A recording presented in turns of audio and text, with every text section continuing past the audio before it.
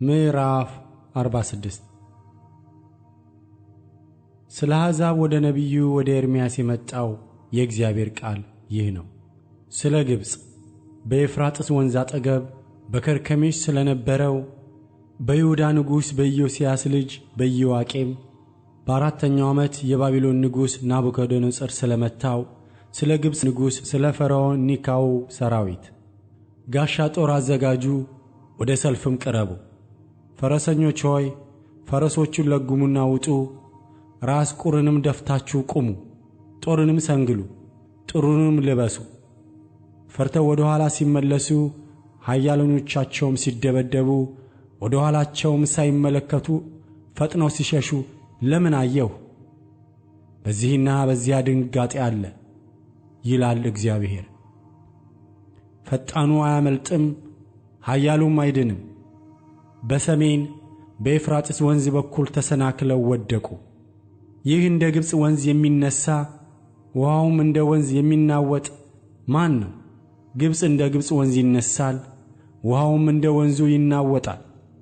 እርሱም እነሳለሁ፣ ምድርንም ሁሉ እከድናለሁ፣ ከተሞችንና የሚኖሩባቸውን አጠፋለሁ ብሏል። ፈረሶች ሆይ ውጡ፣ ሰረገሎችም ሆይ ንጎዱ።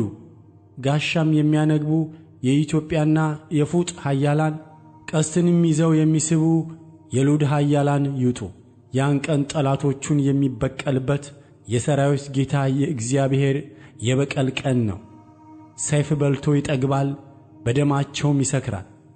ለሰራዊት ጌታ ለእግዚአብሔር በሰሜን ምድር በኤፍራጥስ ወንዝ አጠገብ መሥዋዕት አለውና። ድንግሊቱ የግብፅ ልጅ ሆይ ወደ ገለዓድ ውጪ፣ የሚቀባንም መድኃኒት ውሰጂ። መድኃኒትን ያበዛሽው በከንቱ ነው፣ መዳን የለሽም።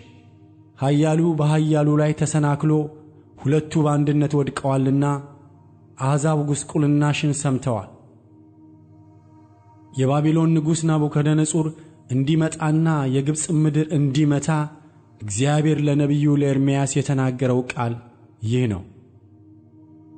በግብፅ ተናገሩ፣ በሚግዶልም አሰሙ፣ በሜንፎስና በጣፍናስ አሰሙ። ሰይፍ በዙሪያ ያለውን በልቶአልና ተነስ ተዘጋጅም በሉ። ኃይለኞችህ ስለምን ተወገዱ? እግዚአብሔር ስላደከማቸው አልቆሙም። ብዛታቸውም ተሰናከለ፣ ሰውም አንዱ በአንዱ ላይ ወደቀ። እነርሱም ተነሱ፣ ከሚያስጨንቅ ሰይፍ ፊት ወደ ወገናችን ወደ ተወለድንባት ምድር እንመለስ አሉ።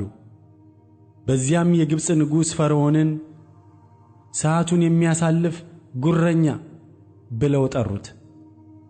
እኔ ሕያው ነኝና በተራሮች መካከል እንዳለ እንደ ታቦር በባሕርም አጠገብ እንዳለ እንደ ቀርሜሌዎስ እንዲሁ በእውነት ይመጣል ይላል ስሙ የሰራዊት ጌታ እግዚአብሔር የተባለው ንጉሥ።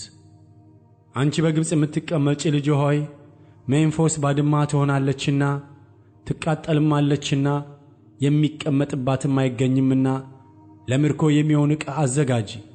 ግብፅ የተዋበች ጊደር ናት፣ ጥፋት ግን ይመጣል፣ ከሰሜን በኩል ይመጣባታል። በእርሷም ያሉ የተቀጠሩ ሠራተኞች እንደ ሰቡ ወይፈኖች ናቸው። የጥፋታቸው ቀንና የመጎብኘታቸው ጊዜ መጥቶባቸዋልና ተመለሱ፣ በአንድነትም ሸሹ፣ አልቆሙምም። ከሰራዊትም ጋር ይሄዳሉና ድምፅ እንደ እባብ ይተማል፣ እንደ እንጨት ቁራጮችም በምሳር ይመጡባታል።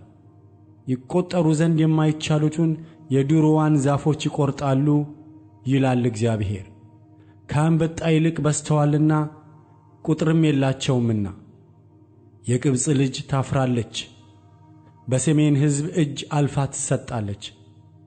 የእስራኤል አምላክ የሰራዊት ጌታ እግዚአብሔር እንዲህ ይላል፣ እነሆ የኖአሞንን ፈርዖንንም ግብፅንም አማልክቶቻቸውንና ነገሥታቶቻቸውንም ፈርዖንና በእርሱ የሚታመኑትን እቀጣለሁ።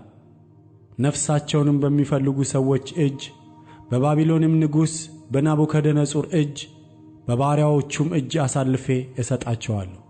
ከዚያም በኋላ እንደ ቀድሞው ዘመን የሰው መኖሪያ ትሆናለች ይላል እግዚአብሔር። ነገር ግን አንተ ባሪያዬ ያዕቆብ ሆይ አትፍራ፣ አንተም እስራኤል ሆይ አትደንግጥ። እነሆ አንተን ከሩቅ ዘርህንም ከተማረክባት ምድር አድናለሁ። ያዕቆብም ተመልሶ ያርፋል፣ ተዘልሎም ይቀመጣል፣ ማንም አያስፈራውም። አንተ ባሪያዬ ያዕቆብ ሆይ እኔ ካንተ ጋር ነኝና አትፍራ ይላል እግዚአብሔር። አንተንም ያሰደድኩባቸውን አሕዛብን ሁሉ ፈጽሜ ያጠፋለሁና አንተን ግን ፈጽሜ አላጠፋህም። በመጠን እቀጣሃለሁ፣ ያለ ቅጣትም አልተውህም።